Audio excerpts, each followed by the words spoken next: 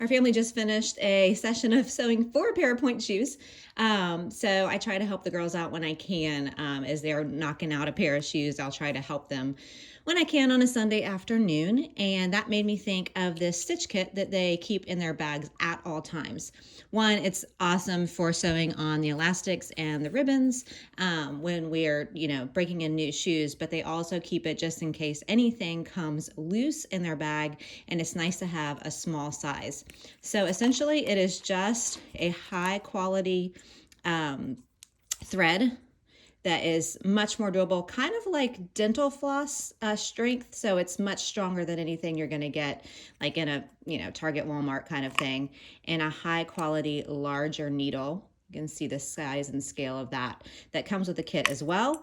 They use it nonstop. It's particularly helpful for show weekends, competitions, anything like that when you need those accidental pieces of whatever sewn as you go. So highly recommend it. We've used this nonstop. We've gone through a number of these kits with a number of pairs of pointe shoes that we've sewn. And this thing is just great to throw in any dance bag and take with you when you go.